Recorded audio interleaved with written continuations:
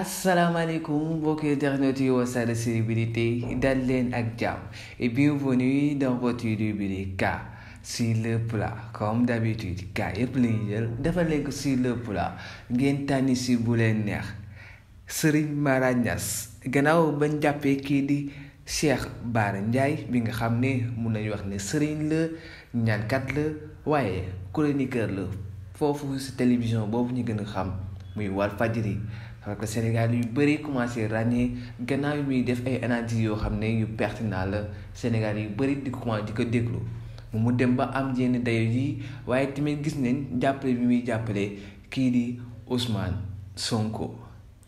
temps yii nii xam ngeen ni ak manifestation yi ni mu amee yëpp gars yi di def comme ni ko woowee ñoom seen ay termes ay rëbb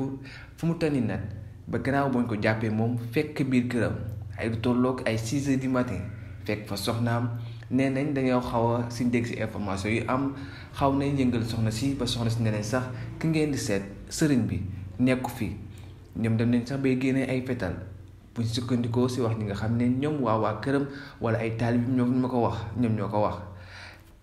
si ginnaaw si lañ jël Serigne Mara Niasse daal di ko jël yóbbu boo gisee yenn vidéo yi sax am ñu toppoon oto bi di ko sànni ay xeer ak yooyu noonu fu mu toll nii nee nañ mercredi bi ba mootul seen koy defeeree démb nag la sëriñ si wala sax ñi nga xam ne sëriñ Saliou Mbacké yàttalaxandu moom la yaral boppam lu si mel ni sëñ Mara Niasse ñu ñoo def benn point de presse si point de presse boobule ñoom ñëpp ñuy ñaxtu ne lañu war a bàyyi kii di cheikh Barra parce que ñoom jàpp nañ buñ sukkandikoo si li nga xam ne moom la sëñ Mara wax nee na kii di Macky Sall daawoon na ñëw foofu lee ñoom ñëpp xam nañ kii di sëñ Saliou Mbacké moom lañ yar donc sëñ kii di Macky Sall dafa doon ñëw maanaam di ko seet si kii di sëñ bi waaye chaque fois bu fa ñëwee da leen fay fekk ñoom taalibe yi ba benn bis sax dina yére sax daal di ko koy may moom sëriñ Mara moo tax muy ñaan wala sax di wax ni kii di Macky Sall fu mu toll nii moo ngi leen mettital parce que kii di sëñ Barra deful dara li nga xam ne nii di war nañ ko jël daal di ko yóbbu si kaso bi si lay wax ba daal di sax daanu yasi commencé jooy yu metti loolu doon lu doy waar Sénégal yi bëri fu mu toll nii réseaux sociaux boo dem réseau social yépp foo dem di nga fa gis mu doon li nga xam ne lu doy waar la comme ni koy waxee fu mu toll nii nag affaire yi daf mel ni ay xeexum groupe la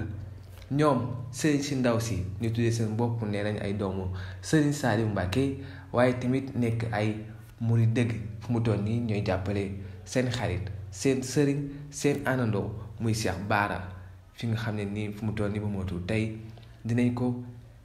defeeree de même que kii di Ndeye Ndack moom tamit jàpp nañ seen information yi am lu si mel ni Seneweb ñoom nee nañ moom tamit kii di Ndeye Ndack defeer nañ ko tey mbokk internet yu Wassare célébrités leen loon tey seen biir rubrique K sur le plat. Comme d'habitude kaa yëpp lay jël defal nañ ko sur le plat ngeen tànn si bu leen neex ak votre frère Mamadou Rassoul. N'oubliez pas de vous abonner sur Wassare célébrités.